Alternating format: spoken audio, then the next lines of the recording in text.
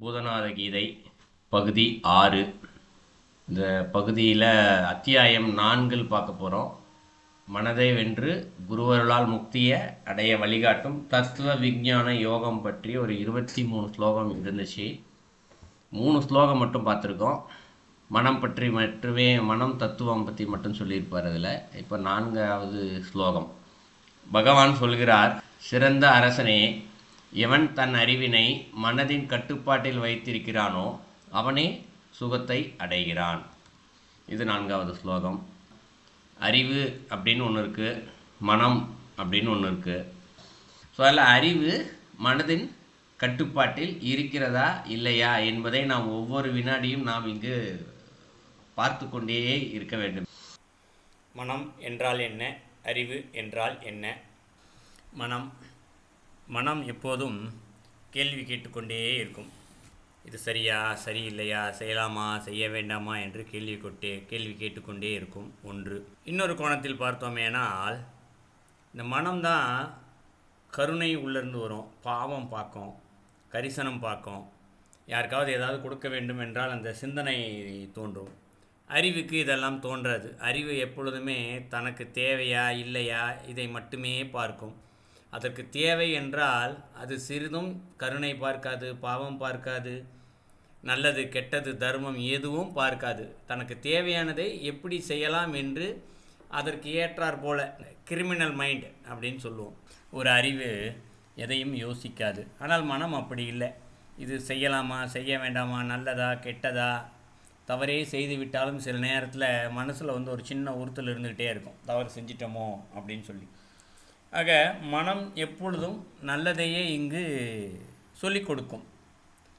அப்போ இந்த மனதிற்குள்ளே நாம் அறிவை கொண்டு சென்று வைத்து விட்டோமே ஆனால் அப்போ என்னாகும்? மனம் சொல்படித்தான் அறிவு கேட்கும். ஸோ அறிவு தவறாக சிந்தித்தால் கூட மனம் என்ன செய்யும்? இது தவறு, செய்யாதே என்று அறிவை என்ன செய்யும்? அறிவிற்கு புத்தி சொல்லி அதை அமைதிப்படுத்திவிடும். அப்போ இந்த ஸ்லோகத்தில் அவர் சொல்லுகின்றபடி மனதிற்குள் அறிவை கொண்டு வைத்து விட்டோமே ஆனால் அப்பொழுது என்ன நடக்கும்? நாம் செய்கின்ற செயல் எல்லாமே தர்மப்படியே நடக்கும். ஸோ இது எப்படி நம்ம பயிற்சி முறையாக பார்க்கலாம் அப்படின்னா, நாம் இப்பொழுதும் காலை முதல் இரவு வரை எவ்வளோ பேசுகிறோம், செய்கிறோம், சிந்திக்கிறோம். இது எல்லாமே எல்லாமே சொல்லட்டும், நாம் செய்யக்கூடிய ஒவ்வொன்றுமே தர்மப்படி இருக்கின்றதா என்று நாம் சிந்தித்து தர்மப்படி இருக்கின்றதா, அடுத்தவருக்கு துன்பத்தை ஏதேனும் கொடுக்கின்றதா, நல்லதை கொடுக்கின்றதா என்று சிந்தித்து பார்த்து நாம் செய்தோமே ஆனால் அப்போ இந்த அறிவு மனதின் கட்டுப்பாட்டிற்குள் வந்துவிடும். இந்த அறிவினை மனதின் கட்டுப்பாட்டில் வைத்திருக்கின்றவன் சுகத்தை அடைகின்றான். இந்த 4ஆம் ஸ்லோகத்திலிருந்து நாம் இந்த கருத்தை தெரிந்து கொள்ளலாம். அடுத்து 5ஆம் ஸ்லோகம். மனதினை அறிவிலிருந்து விலக்கியே வைத்திருப்பது மகான்களுக்கும் கூட கடினமான ஒன்றாகும். இதனை ஒருவன் சாதித்து விட்டானானால் அவன் எல்லா சித்திகளையும் அடைந்தவன் ஆகின்றான். இந்த ஸ்லோகத்தை எப்படி புரிஞ்சிக்கலாம் அப்படின்னா, இப்போ சென்ற ஸ்லோகத்தில் அறிவினை மனதின் கட்டுப்பாட்டில் வைத்திருக்க வேண்டும் அப்படின்னு சொல்லியிருந்தார். இப்போ நமக்கெல்லாம் பார்த்தோம் அப்படின்னா அறிவினுடைய கட்டுப்பாட்டில் தான் மனம் இருக்கிறது. அதனால தான் அது விருப்பத்திற்கு பொய் சொல்லுது, ஏமாத்துது, தவறு செய்ய சொல்லுது, ஆசைகளின்படியே நடந்து கொள்ள சொல்கிறது. ஸோ மகான்களுக்கு கூட இதுபோல் தான் இருக்கின்றது. மகான்களுக்கு கூட இந்த இடத்துல மனதின் கட்டுப்பாட்டில் அறிவை வைப்பது கடினமான ஒன்றாகும். முடியவே முடியாதுன்னு அவர் சொல்ல, கடினமான ஒன்றாகும் அப்படின்னு சொல்கிறார். மகான்களுடைய வரலாறு எடுத்து பார்த்தோன்னா விஸ்வாமித்திரர் இருக்கிறார். விஸ்வாமித்திரர் தெரியும் எல்லாருக்குமே, மிகவும் தவ வலிமை கொண்டவர். வசிஷ்டர் வாயாலே பிரம்ம ரிஷி பட்டத்தை பெற்றவர். இப்போ அவருடைய வரலாறில் நம்ம பார்த்தோம் அப்படின்னா, திரிசங்கு என்ற ஒரு அரசன், அவன் இந்த உடம்போடைய சொர்க்கத்துக்கு போகணுன்னு சொல்லி ஆசைப்படுறான். அதனால் என்ன பண்ணுறாரு? அந்த அரசன் வசிஷ்டரை போய் கேட்குறாரு. வசிஷ்டர், உனக்கு அதுக்கெலாம் தகுதி இல்லைப்பா, நீ போயிட்டு வா அப்படின்னு சொல்லி அனுப்பிச்சிடுறாரு. அவர் நேராக விஸ்வாமித்திரர்கிட்ட வராரு. விஸ்வாமித்திரர்கிட்ட கேட்கும்போது விஸ்வாமித்திரர் என்ன சொல்கிறாரு? தன்னுடைய தவ வலிமையால் நான் உன்னை இந்த உடம்போடு சொர்க்கத்திற்கு அனுப்புகிறேன் அப்படின்னு சொல்லி வாக்களிச்சுட்டு மேலே போயிட்டோன்னு தன்னுடைய தவ வழியால் அனுப்பி வைக்கிறாரு. ஸோ சொர்க்கத்தினுடைய வாசல் வரைக்கும் சென்றார். ஆனால் தேவேந்திரன் என்ன பண்ணுறான்? உள்ளே விட மாட்டேங்கிறான், தள்ளி விட்டுடுறான். திருப்பி அவர் என்ன பண்ணுறாரு? இந்த பூலோகத்துக்கே வராரு. ஸோ கீழேருந்து விஸ்வாமித்திரர் மேலேருந்து கீழே அனுப்ப, ஸோ மேலேயும் போக முடியாமல் கீழேயும் இருக்க முடியாமல் நடுவில் நிற்பார். ஸோ விஸ்வாமித்திரர் என்ன பண்ணார், தேவேந்திரன் வந்து தான் பேச்சை கேட்க மாட்டான்னு சொல்லிட்டு உனக்காக நான் ஒரு சொர்க்கத்தையே உருவாக்குகின்றேன் என்று சொல்லி இந்த திருசங்க மன்னனுக்காக ஒரு சொர்க்கத்தையே உருவாக்குனார். அதனால் என்ன ஆயிடுச்சு, தன்னுடைய தவ வலிமையை முழுமையாகவே இழந்துட்டார். ஏன் இது போல் நடந்தது? மீண்டும் தவம் செய்து தன்னுடைய இழந்த தவத்தை எல்லாம் பெற்றார்.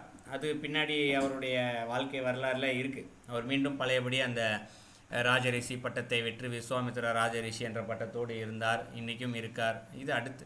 ஆனால் அன்று என்ன ஆயிற்று, திரிசங்கு அரசன் கேட்ட உடனே என்ன ஆயிடுச்சு, தன்னுடைய மனதிற்குள் அறிவை வைத்து சிந்தித்தார். அப்படின்னா வசிஷ்டர் போல் உனக்கு தகுதி இல்லை, போயிட்டு வாப்பா அப்படின்னு சொல்லியிருக்கலாம். ஆனால் அந்த இடத்துல தன்னுடைய அறிவு முதன்மையாக இருந்தது. நான் சொல்வதை அடுத்தவர் கேட்க வேண்டும், என்னால் இயலும் என்ற ஒரு அகங்காரம், அது அறிவின் வழியாகவே இயங்குகின்றது. மனசு இல்லை அந்த இடத்துல, மனதிற்குள்ள அறிவு இல்லை, அறிவு தனியாக இயங்குது, அறிவுக்குள்ளே தான் மனசு இருக்குது. அதனால் என்ன ஆயிடுச்சு, அவரால் தன்னுடைய தவ வலிமையெல்லாம் இழந்து விட்டார். ஸோ அவருடைய வாழ்க்கை வரலாறை வச்சு நம்ம தெரிஞ்சுக்கலாம். மகான்களுக்கும் கூட இது கடினமான ஒன்றாக இருக்கின்றது. இதனை ஒருவன் சாதித்து விட்டானால் அவன் எல்லா சித்திகளையும் அடைந்தவன் ஆகின்றான் அப்படின்னு சொல்லியிருக்காரு. ஸோ சாதித்தல் அப்படின்னா என்ன? சாதித்தல் என்றால் நிலைநாட்டுதல் அப்படின்னு பொருள். ஸோ நிலைநாட்டுதல் என்றால் என்ன? எதில் நிலைநாட்டுதல் அப்படின்னு பார்த்தோம்னா, இந்த மனதின் கட்டுப்பாட்டில் அறிவை கொண்டு வைத்தலில் நிலைநாட்டுதல். ஸோ யார் ஒருத்தர் இதில் சாதித்து விட்டாரோ அவர் எல்லா சித்திகளையும் அடைந்தவன் ஆகின்றான் அப்படின்னு சொல்கிறாரு. ஸோ இது 5வது ஸ்லோகத்திற்கான பொருள். அடுத்து 6வது ஸ்லோகம். பகவான் சொல்கிறார், அரசே, மனம் இயல்பாகவே சலனம் இல்லாத ஒன்றுதான். அறிவினால் உண்டாகும் எண்ணங்களே மனதிற்கு சஞ்சலத்தை ஏற்படுத்துகின்றது. இது 6வது ஸ்லோகம். இப்போ இந்த ஸ்லோகத்தை எப்படி புரிஞ்சிக்கலான்னா, மனம் வந்து வழக்கமாக சலனப்படும். எல்லாருக்குமே தெரியும், ஒரு பணத்தையோ பொருளையோ இல்லை ஒரு புதிய கார், ஃபோன், ஏதோ ஒன்று மனதிற்கு ஆசைப்படுகின்ற ஒன்றை பார்க்கும் பொழுதெல்லாம் மனமானது இங்கே சஞ்சலப்பட்டு கொண்டு தான் இருக்கிறது. இது எல்லாருக்குமே தெரியும். மனம் கொஞ்சம் சஞ்சலத்தில் இருக்குது, கவலையில் இருக்குது, இல்லை மகிழ்ச்சியில் இருக்குது, எதையாவது ஒன்றை சொல்லுவோம் இந்த இடத்துல. ஆனால் அவர் என்ன சொல்கிறாரு, இயல்பாகவே சலனம் இல்லை அதுக்கு அப்படின்னு சொல்கிறார். அப்படியே மனம் இயல்பிலே சலனமே கிடையாது, அது பாட்டுக்கு அமைதியாக தான் இருந்துக்கிட்டு இருக்கு. ஆனால் அதனோடு அறிவு இந்த இடத்துல சேர்ந்து நிற்கிது இந்த இடத்துல. அதனால தான் என்ன ஆகுது, அந்த சஞ்சலம் வருது அப்படின்னு சொல்கிறார். அப்போ என்ன பொருள், கண்ணை திறந்து பார்க்கும் பொழுது புதுசாக ஒரு கார் ஒன்று போகுது. அதை பார்த்து நீ இவ்வளோ அழகாக இருக்கே காரு, இது எவ்வளோ இருக்கும், எங்கே விற்கிறாங்க, எப்படி இருக்கும், உள்ள என்ன டெக்னாலஜி இருக்கும் இல்லையா, அதை நம்ம வாங்கணுமே, இப்படி ஒன்று அதை பற்றி ஆய்வு செய்தல் மனம் தானாக இயங்க ஆரம்பிச்சிடுது.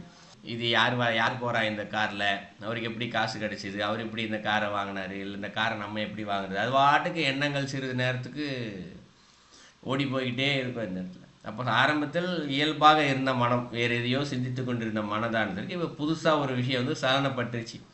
காருக்குள்ளே போகிறது இவர் தான் அப்படின்னு தெரிஞ்சுக்கிற வரைக்கும் மனம் அமைதி அடையாது. அவருக்கு எப்படி இந்த இவ்வளோ பணம் கிடச்சிதுன்னு தெரிஞ்சுக்கிற வரைக்கும் அமைதி அடையாது. அதே போல் நாமும் செய்தால் என்ன அப்படின்னு அதை செய்ய முயற்சிக்கிற வரைக்கும், செய்யலாமா வேணாமான்னு முடிவெடுக்கிற வரைக்கும் அந்த சலனம் இருந்து கொண்டே தான் இருக்கும் இந்த இடத்துல. காரணம் என்ன, உள்ளே இருக்கக்கூடிய அறிவு, யார் எவர், ஸோ புத்தியோடு சேர்ந்து அது இயங்கி கொண்டே இருக்குது, அது சஞ்சலத்தை ஏற்படுத்துகின்றது அப்படின்னு சொல்கிறாரு. அடுத்து 7வது ஸ்லோகம். பகவான் சொல்கிறார், பூர்வ வாசனை என்பது எப்போதும் புத்தியில் இருக்கிறது. எனவே புத்தி உள்ளவன் அதனை கவனமாக நல்லெண்ணத்தோடு மட்டுமே இருக்க முயற்சி செய்ய வேண்டும் அப்படின்னு சொல்கிறார். இப்போது போன பாடலில் பார்த்த ஒரு உவமை இருக்கு இல்லையா, ஸ்லோகத்துக்கான உவமை, அதுலேருந்து தொடங்கினா தான் இது புரியும். ஏன்னா பூர்வ வாசனைன்னு சொல்லுவோம், நம்முடைய ஏற்கனவே என்ன வினைகள் இருக்கோ அதனுடைய தொடர்ச்சி தான் இப்போ இந்த இடத்துல நமக்கு ஆரம்பிக்குது. ஒருத்தரை பார்க்குறோம் அப்படின்னா கூட அது புண்ணிய வாசனைன்னு சொல்லுவோம். கர்மாக்கள் வினைகள் இருந்தால் மட்டும்தான் இது சாத்தியம் அப்படின்னு சொல்லுவோம். அது எங்கே இருக்குது அந்த பூர்வ வாசனை, நம்மளோட புத்தியில் இருக்குது அப்படின்னு சொல்கிறாரு. எங்கே இருக்குது அப்படின்னு தேடி பார்த்தோம் அப்படின்னு. ஏன்னா அந்த கார் அந்த குறுக்க போகணும், அந்த குறிப்பிட்ட மனிதர் நண்பராக இருக்கலாம், உறவினராக இருக்கலாம், அவரை பார்த்து மனமானது சிறிது சஞ்சலப்பட வேண்டும் என்பது அங்கே விதியாக இருக்கும் பட்சத்தில், ஸோ அதுதான் அந்த இடத்துல பூர்வ வாசனையாக இருக்குது. ஏன்னா அப்படி போனால் தான் இப்போ அதை இந்த காரை பார்த்து இவர் வாங்கணும்னு ஆசைப்பட்டு காரை வாங்குறாருன்னு வச்சுக்கோ, இவர் கார் வாங்க வேண்டும் என்பது விதியாக இங்கு இருக்கிறது.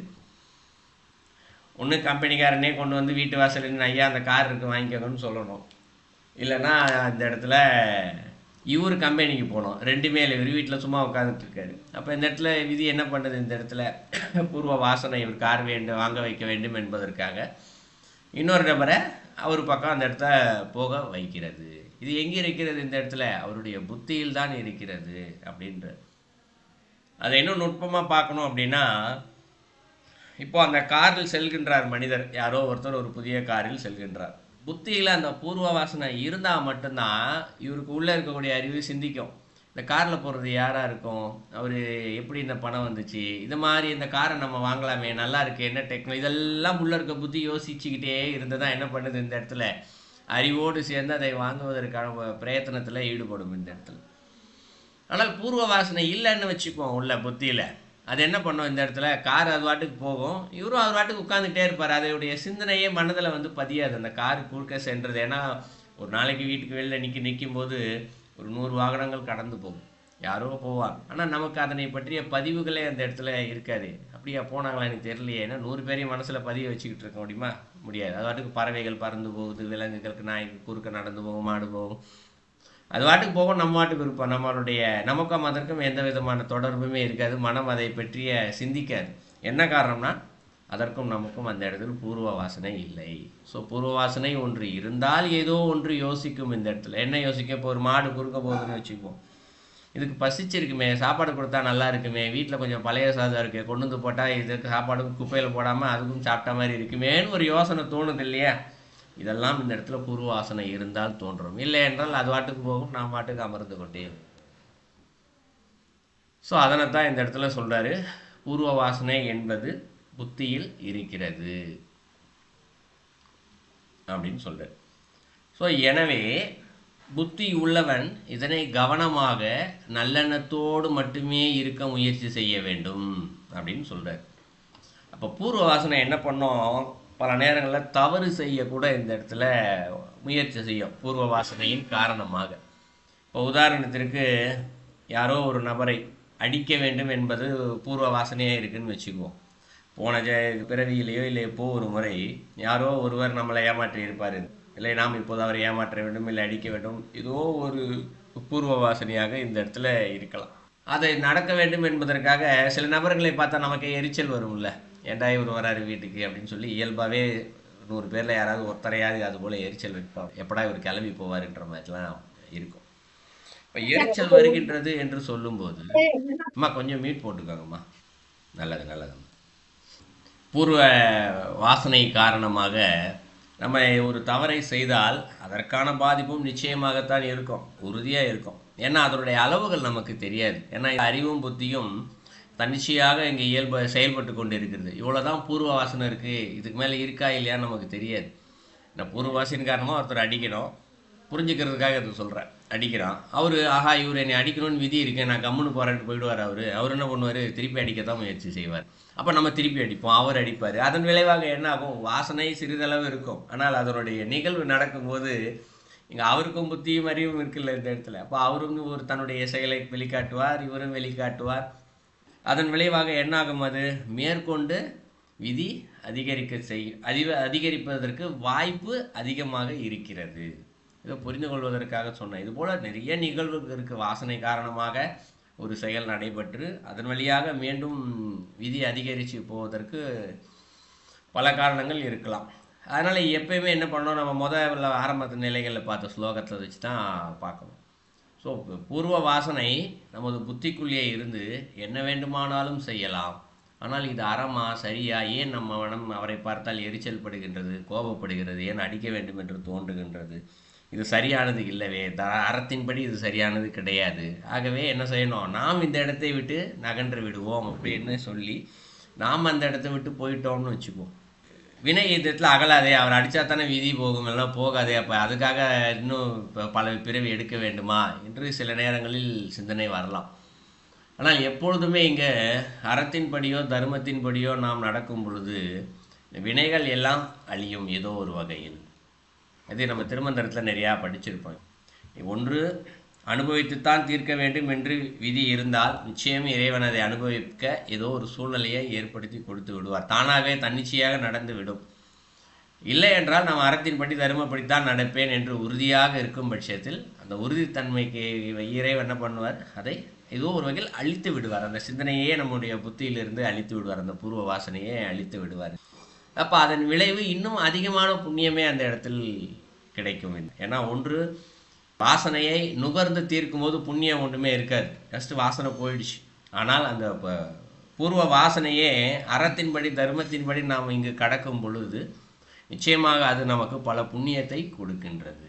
அதைத்தான் இந்த சொல்கிறாரு, கவனமாக நல்லெண்ணத்தோடுன்ற 2 வார்த்தை இருக்குது, அதை மட்டும் கவனமாக புரிஞ்சுக்கணும். நம்முடைய செயலில் ஒவ்வொரு முறையும் கவனமாக இருக்க வேண்டும். அது ஆன்மீகத்தில் இருக்கவங்க சொல்லுவாங்க, அந்த வார்த்தை உண்டு, தனித்திரு விழித்திரு பசித்திரு அப்படின்னு சொல்லியிருப்பாங்க. ஸோ ரொம்ப கவனத்தோடு இருக்கணும், நல்ல எண்ணத்தோடு அதையும் பார்த்துக்கணும். நம்மளுடைய சிந்தனை நல்ல சிந்தனையா, அது அடுத்தவருக்கு நன்மை கொடுக்குமா, உலகத்திற்கு நன்மை கொடுக்கிறதா, யாருக்கும் துன்பத்தை கொடுக்கவில்லையா என்பதை பார்த்து பார்த்து நாம் இருக்க முயற்சி செய்ய வேண்டும். அவரே ஸ்லோகத்திலே சொல்கிறாரு, முயற்சி செய்ய வேண்டும் அப்படின்றார். அப்போ என்ன பொருளாகுது அவரே சொல்கிறாருன்னா, மனிதனாக பிறந்து விட்டால் அது நடந்தே தீரும் விதி.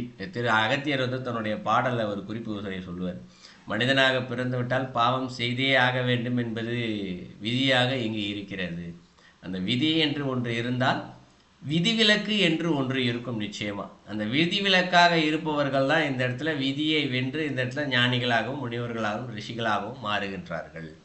அந்த விளக்கு என்று சொல்லப்படுவது தான் இந்த பல சாதக முறைகளும் சரணடைதல் பக்தி இப்படி நிறையா நமக்கு இங்கே சொல்லிக் கொடுக்கப்பட்டிருக்கிறது. அதன் வழியாக விதிவிலக்காக நாம் மாற முடியும்.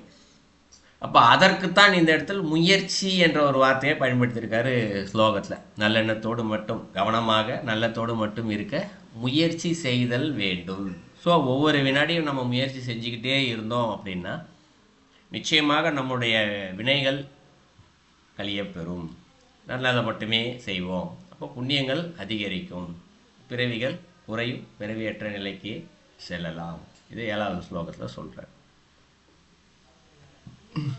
8வது ஸ்லோகம் பகவான் சொல்கிறார், சிறந்த அரசனே, அத்வைத்த அறிவு இல்லாதவர்கள் சிலர் 96 தத்துவங்கள் உள்ளதென்றும் மேலும் சாஸ்திரங்கள் என காலத்தை வீணாக்குகிறார்கள். அறிவுள்ளவனே, நீ உண்மையை தெளிவாக உணர்ந்து கொள். இது சொல்கிறார்.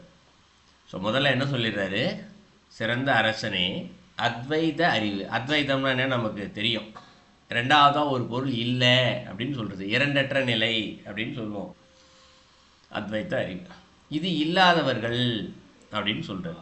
மனிதர்களாக இருக்கக்கூடியவர்கள் தான் எதை நம்புகின்றார்களோ அதுவே உண்மை, மீதி எல்லாம் பொய், தான் சொல்வது மட்டுமே சரியானது சிறந்தது என்ற எண்ணம் மனிதர்களிடத்தில் ரொம்ப அதிகமாக இருக்கிறது. அதுதான் இந்த இடத்துல பிரச்சனை. அதனால் என்ன பண்ணுறாங்க, வேறொருவருக்கு வேறொரு கோணம் இருக்கும். இப்போ இரண்டற்ற நிலை என்று ஒருத்தர் இருப்பார், அத்வைதத்தில் இருப்பார் எப்பயுமே ஒருத்தர், அவர் இரண்டற்ற நிலையில் இருப்பார். ஆனால் 2வது என்று ஒரு பொருள் இருக்கிறது அப்படின்ற சிந்தனை அதுவும் இருக்குது, அதில் ஒருத்தர் உறுதியாக இருப்பார். அப்போ இவர் என்ன பண்ணுவார், ஞானிகள் இதை வச்சு விவாதிக்கிறது இல்லை. 2 அற்ற நிலையில் ஒருத்தரும் 2வது இருக்கின்றது என்ற ஒருவர் இருப்பார் இல்லையா, 2 பேருமே இந்த இடத்துல ஞான நிலையில் இருப்பாங்க. அவர்கள் விவாதிப்பதே இல்லை. ஏனென்றால் 2மே உண்மையானது 2மே பொய்யானது என்பது அவர்களுக்கு தெரியும். இறைவன் மட்டுமே மெய்யானவன், இதெல்லாம் ஒரு காலத்தில் போயிடும் அப்படின்றது அவர்களுக்கு தெரியும். இதெல்லாம் போனதுனால அவங்க அந்த இடத்துல ஞான நிலையை அடைந்து விட்டார்கள். ஆனால் இந்த அறிவு இல்லாதவர்கள் அப்படின்னு சொல்கிறாரு. எந்த அறிவு இல்லாதவர்கள், இது 2வது ஒரு பொருள் இருக்குது அப்படின்னு சொல்கிறவங்க, இல்லைன்னு சொல்கிறவங்க, அந்த வார்த்தையை பிடித்து கொண்டு இருக்கிறார்கள் இல்லையா. இறைவனை பிடிக்கணும். 2வது இந்த இடத்துல இறைவன் மட்டும்தான்ப்பா இருக்கார், வேறு பொருளே இல்லைப்பா அப்படின்ற நிலையில் ஒருத்தர் இருக்காருன்னு வச்சுப்போம். இதை புரிந்து கொள்வதற்காக சொல்கிறேன். 2வது ஒரு பொருளே இல்லை அப்படின்னு நினச்சிக்கிட்டு இருக்கார் ஒருத்தர். அப்போ அவர் என்ன செய்கிறார் இந்த இடத்துல, அப்போ அவர் சுற்றி இருக்கக்கூடிய மனிதர்களெல்லாம் பார்த்துட்டு இது தன்னுடைய புத்தியால் இங்கே வேறு பொருளே இல்லை இறைவன் மட்டும்தான், அப்போ நீங்களாம் இருக்கக்கூடாது அழிஞ்சு போகணும் அப்படின்னு சொல்லிட்டு நீங்களாம் செத்து போங்க அப்படின்னு சொல்லிட்டு அதுபோல் அவர் சிந்தனை போச்சுன்னா எப்படி இருக்கும். ஏன்னா இதுபோல் அடிக்கடி சில நேரங்களில் நம்மளுடைய உலக சம்பவங்களில் கூட நடந்திருக்கு. நான் சிறு வயதில் இருக்கும்போது படித்த நிகழ்வு ஒன்று நினைவுக்கு வருது எனக்கு. வெளிநாட்டில் தான், எந்த நாடு என்பது நினைவில்லை. அங்கே ஒரு மத போதகர் ஒருத்தர் இருந்தார். அவர் என்ன பண்ணுவார், இங்கே இறைவனை தவிர்த்து எதுவுமே இல்லை, நம்மளாம் தனியாக தான் வீணாக தான் இருக்கோம் இந்த இடத்துல, நாம் நம்மை அழித்து கொண்டோமே என்றால் நம்ம எல்லாமே இறைவன்கிட்ட போயிடுவோம் இந்த இடத்துல அப்படின்னு அவர் ஒரு மத பிரச்சாரம் செய்து என்ன பண்ணார், கிட்டத்தட்ட ஒரு 700 முதல் 800 நபர்கள் ஒரு இடத்தில் குழுமி இதை பற்றியே முழுமையாக பிரார்த்தித்து விவாதித்து அவ்வளோ பேரும் என்ன பண்ணாங்களாம், சூசைட் பண்ணிக்கிட்டாங்களா எல்லாருமே. மொத்த பேர் 700 பேர்னா எவ்வளோ இருக்கும், கற்பனையே செய்து பார்க்க முடியாது. அவங்க என்ன சொல்கிறாரு, அவர் ரெண்டாவதா ஒரு பொருள் இல்லை, நாம் எல்லாரும் இந்த இடத்துல இந்த விஷயத்தை அறிந்தினோம் என்றால் அப்போ நாமெல்லாம் இல்லாமல் செல்வோம், எங்கே செல்வோம், இறைவனிடத்தில் செல்வோம் அப்படின்னு சொல்லி அவர்கள் தங்களை தாங்களே மறித்து கொண்டார்களாம். இது நான் சிறு வயதில் அமெரிக்காவில் ஒரு இடத்துல தான் நடந்தது. அதான் நடந்தது நிகழ்வு. எனக்கு வருடம் ஞாபகம் இல்லை, சிறு வயதில் படித்த அந்த பேரை மறந்துட்டு நானும். ரொம்ப பரபரப்பாக பேசப்பட்டது. ஸோ இதெல்லாம் மூட நம்பிக்கைகள் இல்லையா. அப்போ என்ன பொருளாகிறது, அவர்கள் அந்த வார்த்தையை மட்டுமே பிடித்து கொண்டிருக்கிறார்கள். இரண்டாவது பொருள் இல்லை என்ற ஒரு வார்த்தையை மட்டுமே பிடித்து கொண்டிருக்கிறது, இறைவனை அவர்கள் பிடிக்கவில்லை. ஸோ இறைவனை பிடிக்காதபடியால் அவருடைய புத்தி பேதலித்து இதுபோல் செயல்களை அவர்கள் தங்களை தாங்களே செய்து கொள்கிறார்கள். அப்போ நம்புறவங்கன்னா அந்த ஒரே ஒரு மத போதகர் அவரை தான் இங்கே இருக்க 700 நபர்கள் கிட்ட நம்புறாங்க. அந்த 700 பேருமே இறைவனை நம்பலை, இவர் சொல்றதுதான் உண்மை அப்படின்னு நம்பினாங்க. அது அவர்கள் செய்த தவறு. மத போதகருக்கு என்ன, நான் சொல்லுகின்ற வார்த்தை உண்மையானது என்ற ஒரு நம்பிக்கை இருந்தபடியால் தான் இந்த ஒரு நிகழ்வு நடந்தது. ஸோ அதனால தான் இவர்களே அறிவு இல்லாதவர்கள், அறிவு அப்படின்னு சொல்லிட்டு சொல்கிறார் இந்த இடத்துல, அறிவு இல்லாதவர். பல நேரங்களில் பல நேரங்களிலும் சில நேரங்களிலும் சரி, நாமே இந்த இடத்துல திருமந்திரத்தில் இவ்வளோ படிக்கிறோம், தர்மத்தின்படி நடக்க வேண்டும், அறத்தின்படி நடக்க வேண்டும், இறைவன் தான் முக்கியம் எல்லாம் சொல்லுவோம். இந்த இடத்துல சாஸ்திரம் சம்பிரதாயம் ரொம்ப பார்க்கணும், சரணடைதல் பக்தி மட்டும்தான் முக்கியம் என்று நாமே நிறைய படிப்போம். ஆனால் ஒரு முக்கியமான தீபாவளியோ பொங்கலோ இல்லை வீட்டில் ஏதாவது ஒரு நிகழ்விற்காக சாமி கும்பிட்றோம் அப்படின்னா அப்போ என்ன பண்ணணும், இந்த புத்தி ஊதுவத்தியை இப்படித்தான் வைக்கணும், கற்பூரத்தை இப்படித்தான் ஏற்றணும், சாமிக்கு பூவை இப்படித்தான் போடணும் என்று என்ன ஆயிடுச்சு, இந்த இடத்துல நம்மளுடைய கவனம் அறிவு என்ன பண்ணுது, சாமியை விட்டுடுது.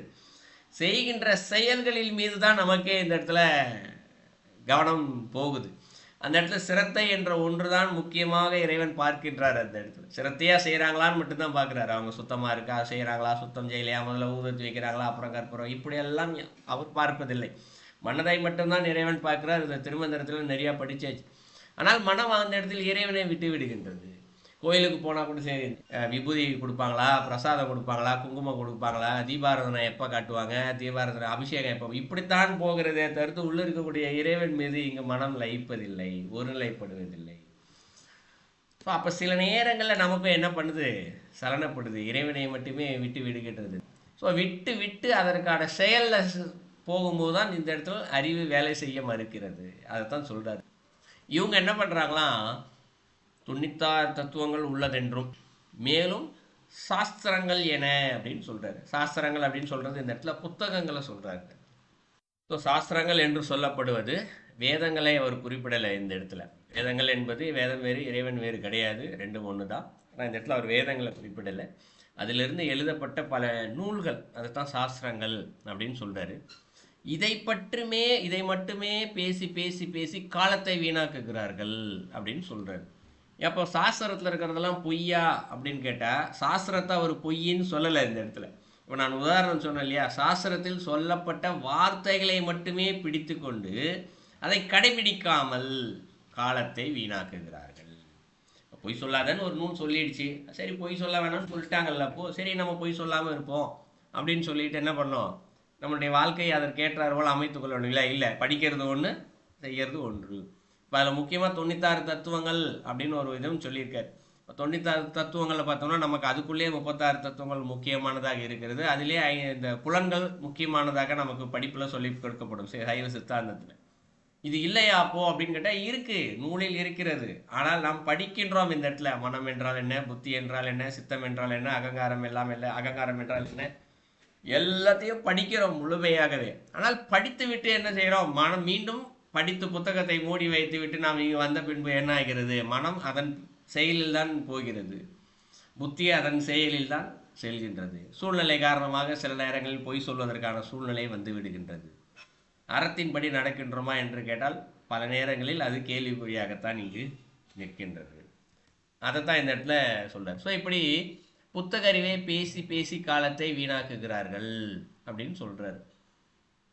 பேசி பேசின்னு சொல்றது எல்லாரும் அப்படி பேசிக்கிட்டு இருக்கோன்றது நேரடியாக வார்த்தையால் பேசுதல் என்று சொல்லப்படுவது அல்ல. இந்த இடத்துல கடைபிடிக்கவில்லை என்பதுதான் நாங்கள் முக்கியமான கருத்தாக இருக்கிறது இந்த இடத்துல. அதனால் 96 தத்துவத்தை இப்படி சொல்லிட்டாரே அப்படின்றதுனால 96 தத்துவம் இல்லை போல அப்படின்னு புரிஞ்சிக்கூடாது. அது இருக்கு, ஆனால் அதை உணர கடைபிடிக்க முயற்சி செய்ய வேண்டும். கடைபிடிக்காமல் போவதனால் காலத்தை வீணாக்குகிறீர்கள். ஏன்னா அதை தெரிஞ்சுக்கிட்டோன்னு வச்சுக்கோம். இப்போ 96 தத்துவத்தை வச்சு முதல் ஸ்லோகத்திலே பார்த்தோம். ஏதாவது ஒரே ஒரு தத்துவத்தை மட்டும் நாம் உணர்ந்து விட்டால் கூட மீதி இருக்கக்கூடிய தத்துவங்கள் அனைத்தையும் அதுவே நமக்கு உணர்வதற்கான சூழ்நிலையை ஏற்படுத்தி கொடுத்து விடும். அப்போ எல்லா தத்துவத்தையும் இங்கே முழுசாக உணர்ந்துட்டோம் அப்படின்னா என்ன ஆகும்? இறைவனே உணர்ந்து விடலாம், பிறவியற்ற நிலைக்கு போகலாம் அப்படின்னு முதல் ஸ்லோகத்திலே படித்தோம். ஆனால் இங்கே ஒரு தத்துவத்தை கூட நம்மால் ஒரு பிறவி முழுவதும் இறைவன் கொடுத்துருக்காரு இல்லையா? ஒரு மனிதருக்கும் 70 வருடங்கள் 80 வருஷம் கொடுத்துருக்காரு. ஆரம்ப வருஷத்தை விட்டுரும், ஒரு 20 வருஷம் சிறு வயது தெரியாதுன்னு வச்சுக்குவோம். ஸோ 20 வயசுலேருந்து ஒருத்தர் 80-85 வயசு வரைக்கும் வாழ்கிறோன்னா மீதி 65 வருஷம் காலங்கள் நம்மிடம் இருக்கிறது. படிக்கிறோம், நம்மக்கிட்ட புக்கையும் கொடுத்துட்டாரு இந்த இடத்துல. சைவ சித்தாந்த நூல், 96 தத்துவ நூல், சாஸ்திர நூல் இதையும் கொடுத்துட்டாரு. ஆனால் அதை படித்து படித்து பேசி பேசி அதை உணராமல் காலத்தை வீணாக்குறோம் இல்லையா? ஸோ அதை தான் இந்த இடத்துல சொல்கிறாரு, வீணாக்குகிறார்கள். ஸோ அறிவுள்ளவனே நீ உண்மையை தெளிவாக உணர்ந்து கொள் அப்படின்னு சொல்கிறார். அப்போ என்ன செய்யணும் இந்த இடத்துல? அறிவு உள்ளவனே அப்படின்னு சொல்லிட்டாரு. அப்போ எல்லாருக்கும் அறிவு இருக்குது அப்படின்றத அவரே சொல்கிறார். இறைவன் எல்லாருக்கும் கொடுத்துட்டாரு. நீ உண்மையை, உண்மை என்பது என்ன? இங்கே இறைவன் தான் உண்மை, வேறு எதுவுமே உண்மை கிடையாது. அதை தெளிவாக, தெளிவு என்பது என்னன்னு திருமந்திரத்தில் பார்த்துட்டோம். தெளிவு குருவின் திருமேனி காண்டல் சொல்லிட்டார் அந்த இடத்துல.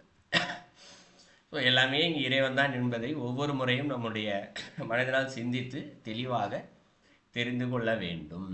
அப்போ எப்பெல்லாம் நமக்கு இதுதான் உண்மை, இந்த நூலில் இதுதான் சொல்லப்பட்டிருக்கு, அந்த நூலில் அதுதான் சொல்லப்பட்டிருக்கின்றது என்று நாம் சிந்திக்கும் போதும் யாரிடமாவது விவாதிக்கும் போதும் அதில் இருக்கக்கூடிய கருத்துக்களை நாம் பயிற்சி செய்கிறோமா, கடைபிடிக்கிறோமா? இந்த சிந்தனை ஒவ்வொரு முறையும் உள்ளே இருந்து நமக்கு வந்து கொண்டே இருக்க வேண்டும். அந்த சிந்தனையை நம்ம கடைபிடிக்காமல் அடுத்தவங்களுக்கு போய் நம்ம என்ன அட்வைஸ் பண்ணுறது இந்த இடத்துல இல்லையா? ஆனால் இதை பற்றி விவாதிக்கும் போதும் சிந்திக்கும் போதும் நாம் இதை கடைபிடிக்க முயற்சி செய்ய வேண்டும் என்று நமக்குள்ளேயே திருப்பி திருப்பி சொல்லிக்கொண்டே இருந்தோம். வேணால் சிறிதளவு கடைபிடிக்க ஆரம்பித்தால் கூட போதும். அப்போ அதுவே நமக்கு ஓரளவுக்கு கடைபிடித்தலாக வந்துவிடும். அப்போ அந்த கடைபிடித்தலே நமக்கு அதை செய்ய வைத்து விடும். அதன் வழியாக ஏதோ ஒரு தத்துவத்தை உணரலாம், அப்புறம் எல்லா தத்துவத்தையுமே உணரலாம். அதுதான் இந்த இடத்துல தெளிவாகன்ற வார்த்தையை சொல்கிற. தெளிவாக உணர்ந்து கொள், உணர வேண்டும் எல்லாத்தையுமே. அப்போ இறைவனையே இந்த இடத்துல உணர்ந்து விடலாம். இது 8வது ஸ்லோகத்தில் சொல்கிறார். அடுத்து 9வது ஸ்லோகம். ராஜனே, தண்ணீர் எப்படி பாலோடு கலந்து விடுகிறதோ அதுபோல புத்தி மனதோடு கலந்திருக்கிறது. இங்கே பால் தான் மனம், தண்ணீர் தான் புத்தி. பாலோடு கலந்து விட்ட தண்ணீரை தனியே பிரிப்பது கடினம். ஆனால் நெருப்பினால் இதனை கொதிக்க வைத்தால் தண்ணீர் ஆவியாகி வெளியேறிவிட சுத்தமான பால் கிடைத்துவிடும். இது படிக்கும் போதே ஒரு கதை மாதிரியே சொல்லிட்டார். பால் என்று ஒன்று இருக்குது, இதை தண்ணியில் கலந்தோம்னா கலந்துரும், ஆனால் பிரிக்க முடியாது இந்த இடத்துல. அது போலவே புத்தி மனதோடு கலந்திருக்கிறது அப்படின்னு சொல்கிறார். ஆனால் இவ்வளோ மேலே பல ஸ்லோகங்களில் அரசனே, சிறந்த அரசனே, அரசன் சொல்லிக்கிட்டே வந்தவர் இந்த இடத்துல மட்டும் ராஜனே ஆரம்பிக்கும் போதே அந்த வார்த்தை தான் பயன்படுத்துகிறார். அப்போ என்ன புரிஞ்சுக்கலாம்னா, நம்ம முதல் பகுதியில் பார்க்கும்போது பார்த்துருப்போம், ஏன் ராஜா என்ற வார்த்தையை பயன்படுத்தினார் அப்படின்னு. அதுக்கான விளக்கங்க ஆரம்பித்து நிறையா பார்த்துட்டோம். ஒவ்வொரு மனிதனும் இந்த இடத்துல தானே ராஜா போல் அவன் என்ன நினைக்கிறானோ அதை மட்டுமே செயல்படுத்த வேண்டும் என்ற சிந்தனையில் இருக்கான். அது சின்ன பசங்களாக இருந்தால் கூட சரி, பெரியவங்களாக இருந்தாலும் சரி. பெரியவங்களாக இருந்தாலும் தான் என்ன நினைக்கிறோமோ அதைத்தான் தன்னுடைய மகனோ மகளோ செய்ய வேண்டும் என்று நினைக்கிறார்கள். இந்த மகனோ மகளோ அவங்க என்ன செய்யணும்னு நினைக்கிறாங்களோ அதைத்தான் அவங்க செய்யணும்னு நினைக்கிறாங்க. உதாரணத்துக்கு குளித்தல். காலையில் எழுந்திரிச்சோடனே பசங்களாம் குளிச்சுட்டா வேலை முடிஞ்சிடும், சாப்பிட்டு முடிச்சிட்டாங்கன்னா கம்முன்னு உட்காரலாமேன்னு பெரியவங்க நினச்சிட்டு அதை செய்கிறதுக்கு ப்ரெஷர் போடுவாங்க பசங்களுக்கு. பசங்க என்ன சொல்லுவாங்க, இன்றைக்கி லீவு தானே, நான் ஏன் சீக்கிரம் குளிக்கணும், நான் பொறுமையாக குளிச்சிக்கிறேன், போய் டிவி பார்க்குறதோ ஃபோனை பார்க்குறதோ போய் அவங்களுக்கு பிடிச்சதோ அவங்க. இது ஒரு விவாதம் பல வீடுகளில் இது நடக்கும் இந்த இடத்துல. இது புரிஞ்சுக்கிறதுக்காக அப்போ அவரவர்கள் விருப்பப்படியே இது செல்கிறது இல்லையா? அப்போ இதைத்தான் ராஜா அப்படின்னு சொல்லி குறிப்பிடுறாரு. ஏன்னா ராஜான்னா யார்? கட்டளை எடுப்பவர், ஆட்சி செய்பவர் தான் இந்த இடத்துல. ஆனால் அவரே தானே ராஜா இந்த இடத்துல. அவருடைய உடம்பிற்கு, அவருடைய செயலுக்கு அவரே ராஜாவாக இருந்து இது தர்மப்படி இருக்கிறதா, எல்லாம் சிந்திப்பது இல்லை. சரியானதாக இருக்கிறதா, பெரியவர்களுக்கு மதிப்பு கொடுக்குறோமா, எந்த விதமான சிந்தனையும் இல்லை. என்னுடைய மனதில் இது தோன்றுகின்றது, நான் செய்கிறேன், அவ்வளோதான். அந்த எண்ணத்தோடு இருத்தல், அதான் ராஜரே. அப்போ இந்த இடத்துல இவர் உபதேசம் சொல்லும் போதே சொல்கிறார், இந்த இடத்துல எல்லாருமே இப்படி தான் இருக்கிறீங்க. ஏன்னா மந்தல மகாராஜாவுக்கு சொல்கிறாரு, அவர் மட்டும்தான் இல்லை, எல்லாரும் அப்படித்தான் இருக்கோன்ற காரணத்தினால அந்த வார்த்தையை சேர்த்து பயன்படுத்துகிறார்.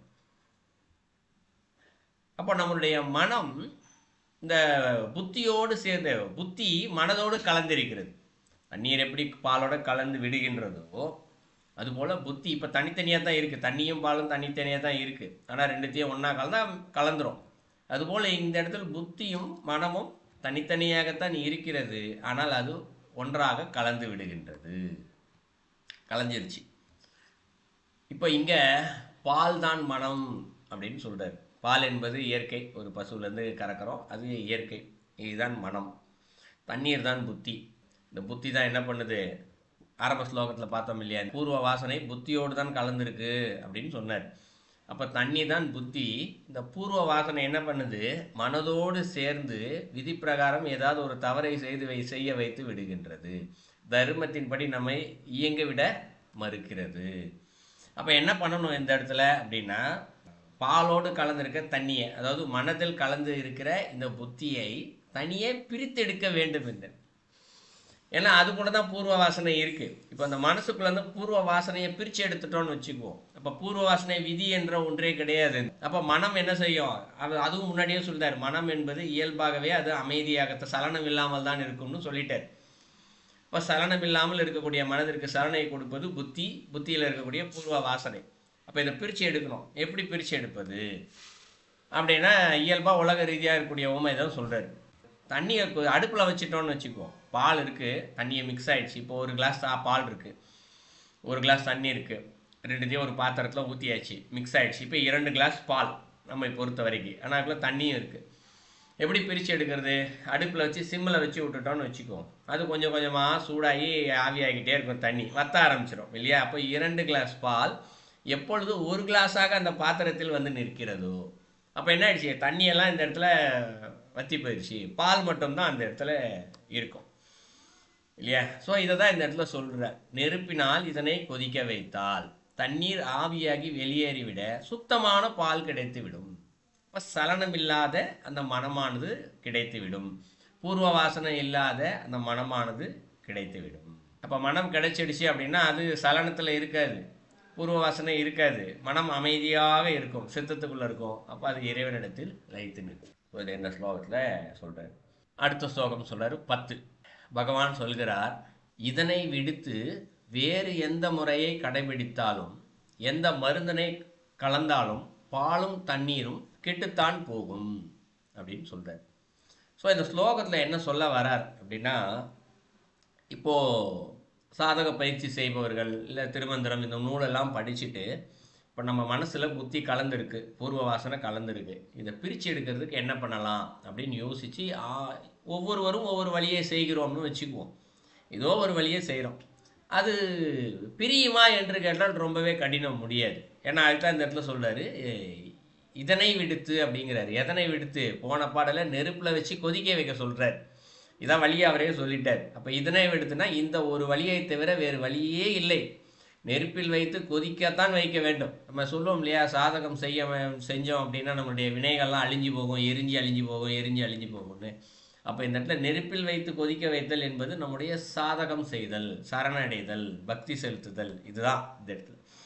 இதனை விடுத்து வேறு எந்த முறையை கடைபிடித்தாலும் அதனால் ஒரு பலனும் இல்லை, அதுபோல் எந்த மருந்தினை கலந்தாலும் அப்படின்னு ஒரு வார்த்தை சொல்கிறார். மருந்தினை கலந்தால் என்ன ஆகிடுதான்? பாலும் தண்ணீரும் கெட்டுத்தான் போகும், பாலும் கெட்டு போகும், தண்ணியும் கெட்டு போகும். இப்போ மருந்து என்று இந்த இடத்துல எதை சொல்கிறார்கள் இந்த இடத்துல அப்படின்னா, நம்ம அதர்வண வேதத்தில் படிச்சிருப்போம். அதர்வண வேதத்தில் நிறையா வரும் இந்த மாதிரி மாந்திரீக முறைகள் எல்லாம் போனோம் அப்படின்னா சீக்கிரமாக இறைவன் அடைஞ்சிடலாம் அப்படின்னு சொல்லிட்டு போய் மாந்திரிகத்தின் வழியாகவே போய் கடைசியில் தானே பெரிய மந்திரவாதி என்று சொல்லி மேலும் பல பாவங்களை செய்து கொண்டு பல பிறவிகளை சேர்த்து கொண்டவர்கள் அதிகம் இந்த இடத்துல. ஸோ அதனால தான் அது கெட்டு போகும் அப்படின்னு சொல்லிட்டு சொல்கிறார். இது 10வது ஸ்லோகத்தில். அப்போ இந்த இடத்துல நெருப்பில் வைத்து கொதிக்க வைத்தல். எப்படி நெருப்பில் கொதிக்க வைத்தல்? இது அடுத்த ஸ்லோகத்தை சொல்கிறாரு. ஸ்லோகம் 11. அரசே, சாஸ்திரங்கள் என்னும் நெருப்பினை எரிய செய்ய. 1. 2வது, குரு வாக்கினை விறகாக எடுத்துக்கொள் அப்படின்னு சொல்றாரு. அப்போ விறகு இல்லாமல் நெருப்பு எங்ஙனம் உண்டாகி எரியும் அப்படின்னு சொல்றாரு. ஸ்லோகத்தை புரிஞ்சுக்கிறது கொஞ்சம் எளிமையான ஸ்லோகம் தான், ஆனால் புரிஞ்சுக்கிறது தான் கொஞ்சம் கடினம். இப்போ சாஸ்திரங்கள் என்னும் நெருப்பினை எரிய செய்ய அப்படிங்கிறது. அப்போ இந்த இடத்துல நமக்கு உண்டான சாஸ்திரங்கள் தான் நெருப்பாக இங்கு இருக்கின்றது. எது சாஸ்திரம்? நம்ம இப்போ படித்த 96 தத்துவங்கள், திருமந்திரம், தேவாரம், திருவாசகம், திருப்புகழ், இவை எல்லாம் சாஸ்திரங்கள் தான். ஆனால் இன்று நமக்கு சாஸ்திரங்கள் என்று சொல்லி கொடுத்திருப்பது வேறு ஒன்று. நம்ம எதெல்லாம் சாஸ்திரம்னு சொல்கிறோம்? இப்போ நான் முன்னாடி சொன்னேன் இல்லைங்களா, ஒரு பூஜை செய்யும்போது ஒருவர் ஏதோ அவருக்கு பிடித்ததை செய்து கொண்டு இருப்பார். அந்த இடத்துல ஒருத்தர் வருவார், இதை இப்படி செய்யக்கூடாது, இதை இப்படித்தான் செய்யணும், இதுதான் சாஸ்திரம் அப்படின்னு அவர் சொல்லி கொடுப்பாரு. என்னப்பா சாஸ்திரம் அப்படின்னா, இல்லை முன்னாடி இருக்கவங்க இப்படி தான் செய்வாங்க, அதனால இதுதான் சாஸ்திரம் அப்படின்னா ஏற்கனவே ஒன்று செய்யப்பட்டிருக்கின்றது, அதையே தொடர்ந்து கடைபிடித்தல் சாஸ்திரம் என்று சில பேருக்கு மனதில் பதிய வைக்கப்பட்டிருக்கிறது. 1. 2வது, முன்னோர்கள் இப்படித்தான் செய்தார்கள், ஏன் என்று எதற்கென்று காரணம் தெரியாது, அவர்கள் செய்தார்கள், ஆகையால் இதனை செய்ய வேண்டும், இதுதான் சாஸ்திரம் என்று இவர்களுடைய மனதில் பதிய வைக்கப்பட்டிருக்கிறது. ஆனால் சாஸ்திரம் என்பது அது அல்ல.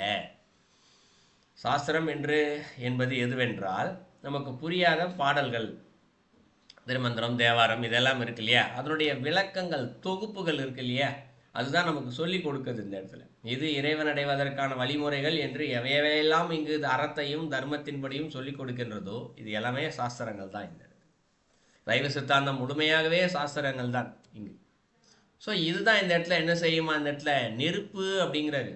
சைவ சித்தாந்தம் என்று சொல்லக்கூடியது ஒரு நெருப்பு, திருமந்திரம் என்று சொல்லக்கூடியது ஒரு நெருப்பு, தேவாரம், திருவாசகம் இது எல்லாமே நெருப்பு தான். இப்போ இந்த நெருப்பை என்ன பண்ணணும்? கரெக்டாக பயன்படுத்தணும். இந்த இடத்துல ஒரு இடத்துல அடுப்பில் தண்ணி வச்சுருக்கோம், ஆனால் நெருப்பை விறகை கொண்டு போய் அங்கேருந்து ஒரு 10 அடி தள்ளி கொண்டு போய் வச்சோம்னா என்ன ஆகும்? நெருப்பு அது வாட்டுக்கு எரிஞ்சிக்கிட்டே இருக்கும், தண்ணி இந்த இடத்துல சூடாகுமா? சூடாகாது, அப்படியே தான் இருக்கும் இல்லையா? அந்த மாதிரி இன்னைக்கெல்லாம் நாமும் இதுபோல்தான் இந்த சாஸ்திரங்களை பயன்படுத்தி கொண்டு இருக்கின்றோம். கடைபிடிக்கிறதே கிடையாது. நம்மக்கிட்ட தான் புத்தி இருக்குது, ஆனால் அந்த புத்திக்குள்ளே புத்தியும் மனமும் கலந்து இருக்கு இல்லையா? இப்போ இந்த சைவ சித்தாந்தம் என்று சொல்லப்படுகின்றதையும் திருமந்திரம் என்று சொல்லப்படுகிற இந்த நெருப்பை நம்ம மனசுக்குள்ளே வச்சு இதை கடைபிடிச்சோன்னா என்ன ஆகும்? புத்தி எரிந்து போகும், மனம் மட்டும் நிற்கும். ஆனால் நாம் படிக்கின்றோம், ஆனால் கடைபிடிக்கவில்லை. என்ன பண்ணுறோம்? உடம்புக்கு வெளியில் வச்சிடுறோம் விறகை எல்லாத்தையுமே. கடைபிடிக்கும் அடுத்தவங்களுக்கு சொல்லும் போது இதெல்லாம் சொல்கிறோம், திருமந்திரம் இப்படி சொல்லியிருக்கு, தேவாரம் இப்படி சொல்லியிருக்கு, எல்லாம் நல்லா பேசுகிறோம், நல்லா சொல்லுவோம் பல நேரங்களில். ஆனால் கடைபிடிக்கும் போது மட்டும் மறந்து போகின்றோம் பல நேரங்களில். 1 2 கடைபிடிக்கிறோம். நான் அதுக்காக எல்லாரையுமே 10வது யாரும் செய்யலைன்னு சொல்லலை. 1 2 கடைபிடித்து கொண்டு தான் இருக்கின்றோம். ஆனால் 1 2 என்பது கடைபிடித்து கொண்டே இருந்தால் என்னைக்கு செல்கின்ற இடத்திற்கு செல்வது? அது யுகக்கணக்கான தூரம் இருக்குது, அவ்வளோ பிறவிகள் இருக்கிறது, அவ்வளோ பயண தூரம் இருக்கின்றது. கொஞ்சம் வேகமாக ஓடணும்ல இந்த இடத்துல. இப்போ எல்லாத்தையுமே இங்கே கையில் இருக்குது, மொத்த நெருப்பும் கையில் இருக்குது. மொத்த நெருப்பையும் கொண்டு வந்து உள்ளே வச்சுட்டா மொத்தமாக ஒரே நல்ல புத்தியானது போய்விடுமே. இந்த இடத்துல புத்தியில் எல்லாம் எரிஞ்சு போகுமே, வினைகள் எல்லாம் போயிடுமே. ஸோ அதனால் இதுக்கு என்ன செய்யணும் அப்படின்றத அவரே சொல்கிறாரு, குருவின் வாக்கினை விறகாக எடுத்துக்கொள். இப்போ இந்த இடத்துல நூல் இருக்குது, சைவ சித்தாந்தம் இருக்குது, திருமந்திரம் இருக்குது, இதை படிக்கணும், முயற்சி செய்யணும். ஸோ என்ன செய்யலாம்? குருவின் வாக்கு இங்கே விறகாக எடுத்துக்கொள்ளும் போது, ஒரு அடுப்பு எரியணும்னா என்ன பண்ணுவோம்? இந்த இடத்துல முதல்ல விறகை எடுத்து அடுப்புக்குள்ளே வைப்போம். போல இங்கே குரு என்று சொல்லப்படுகின்றது, திருமந்திரம் சொல்லப்படுகின்ற கருத்துக்கள். குருன்னா நம்ம என்ன நினச்சிக்கிட்டு இருக்கோம்? தனியாக ஒருத்தர் குருவானவர் ஒருத்தர் வரணும், நமக்கு வந்து உபதேசம் கொடுக்கணும், காதில் மந்திரம் சொல்லணும், நீ இந்த கண்ணை மூடு, தியானம் பண்ணி இதெல்லாம் செய்ய நமக்கு சொல்லணும்னு நினச்சிக்கிட்டு இருக்கோம். ஆனால் திருமந்திரம் நமக்கு சரிவாக சொல்லிவிட்டது, இறைவனே இங்கு குருவாக நமக்கு உள்ளே தான் இருக்கிறார், உள்ளிருந்து ஏதோ ஒரு வகையில் நமக்கு சொல்லி கொடுத்து கொண்டு தான் இருக்கின்றார். இப்போ இறைவன் உள்ளேருந்து நமக்கு வழிகாட்டிட்டு தான் இருக்கார். அப்போ என்ன பண்ணணும்? அதை மனம் அடிக்கடி சொல்லும், நீ பொய் சொல்கிற பொய் சொல்லாத, தப்பு பண்ணுற பண்ணாத, அகங்காரமாக இருக்காத, விட்டு கொடுத்து போ. நான் நம்ம ஏதாவது ஒன்றாவது சில நேரங்களில் மனமானது சொல்லும். சொல்வதை பல நேரங்களில் நாம் கடைபிடிப்பதில்லை. அதை என்ன பண்ணணும், விறகு மாதிரி எடுத்து மனசுக்குள்ளே வச்சுக்கணுமா இந்த இடத்துல. உள்ளே வைக்கும்போது அது என்ன செய்யும் இந்த இடத்துல, அது எரிந்து புத்தியை எரித்து அழித்து விடும். அப்போ மனசையும் புத்தியையும் அது விலக்கிவிடும். அப்படி வச்சிட்டோம் அப்படின்னா என்ன ஆகிடும், இந்த இடத்துல பூர்வ வாசனை என்பது இருக்காது, வினைகள் இருக்காது, கர்மா இருக்காது. அப்போது விரைவாக இறைவனிடத்தில் சென்று விடலாம். ஆனால் அடுத்த ஸ்லோவா என்ன சொல்கிறாரு, விறகு இல்லாமல் நெருப்பு எஞ்ஞனம் உண்டாகி எரியும் அப்படின்னு சொல்கிறார். இந்த இடத்துல விறகே என்பதே இல்லை. ஏன்னா வெளியில் தனியாக இருக்குது. ஓமையாக சொன்னோம் இல்லையா, இங்கே மனமும் புத்தியும் இங்கே இருக்குது இல்லையா. சாஸ்திரங்கள் வெளியே இருக்கிறது, திருமந்திரம் சைவ சித்தாந்தம் புத்தகமாக வெளியிலே இருக்கிறது. அது என்ன செய்யணும், அதை இருக்கக்கூடிய கருத்துக்களை படிக்கும் பொழுது உள்ளிருந்து இறைவன் இந்த இடத்துல சொல்லுவார். கருத்து வழியாகவே நம்முடைய மனதிற்குள்ளேருந்து உள்ளேருந்து சொல்லுவார் இந்த இடத்துல, இதுதான் கருத்து, இப்படித்தான் இருக்க வேண்டும், அகங்காரம் இல்லாமல் இருக்க வேண்டும், மானவம் இல்லாமல் இருக்க வேண்டும், உள்ளேருந்து சொல்லி கொடுக்குறார். அப்போ திருப்பி திருப்பி மனசில் சொல்லிக்கிட்டே இருக்கணும். யாராவது வராங்களா, ஒரு முறை வார்த்தைகளை பயன்படுத்தும் போதும் நம்முடைய வார்த்தையில் அகங்காரம் இருக்கிறதா, ஆணவம் இருக்கிறதா, நம்ம சாஸ்திர நூல் சொல்லிடுச்சே, திருமந்திரம் சொல்லிடுச்சு, சைவ சித்தாந்தம் சொல்லிடுச்சு, அப்போ இருக்கா தெளிவாக சிந்தித்து வார்த்தையை பயன்படுத்த வேண்டும். வேலை செய்கிறோம், நம்முடைய வேலை யாருக்காவது பாதிப்பு இருக்கிறதா, ஒவ்வொரு வினாடியும் சிந்தித்து இந்த வேலையை செய்து கொண்டே இருக்க வேண்டும். இந்த செயல் இருக்கு இல்லையா, அந்த அப்போதான் சாஸ்திரத்தை உள்ள விறகா கொண்டு போய் உள்ள வைத்து விட்டோம் என்று பொருள். அப்போ என்ன ஆகிடும், உள்ள நெருப்பு எரிய ஆரம்பிக்கும், நெருப்பு புத்தியை அழித்து விடும். ஸோ இது 11வது ஸ்லோகத்தில் சொல்கிறாரு. இன்னும் 12 ஸ்லோகம் இருக்குது, நேரம் கடந்துடுச்சு, இன்னொரு 6 நிமிஷம் தான் இருக்குது. அதில் அடுத்த ஸ்லோகங்களை அடுத்த வகுப்பில் பார்ப்போம். இல்லைனா கேள்விகள் கருத்துக்கள் இருந்தால் சொல்லுங்கள். வணக்கம் ஐயா. சொல்லுங்க ஐயா. நாங்கள் புலானம் படிச்சினாங்க. மனம் எப்பொழுதும் இது நீர்க்குமிழி மாதிரி இயங்கிக் கொண்டே இருக்கும். அதை ஒன்றுமே செய்யல, இயங்கிக் கொண்டே அலை மாதிரி நீர்க்குமிழி மாதிரி. ஆனா இதுல இவர் சொல்றாரு மனம் சலனமற்றது என்ற ஒரு வசனம் பாவிக்கப்படுது.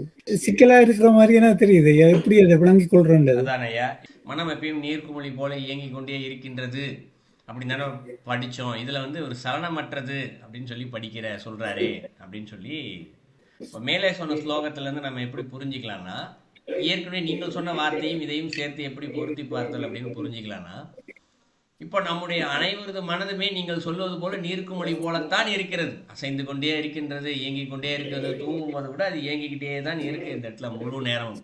அதனால தான் அதை நீர்க்குமிழி போல இருக்கின்றது என்று சொல்கிறார்கள். இது நீர்க்குமிழி மாதிரி இருக்கிறதுனால தான் நம்மால் இறைவனை உணர முடிவதில்லை, பார்க்க முடிவதில்லை.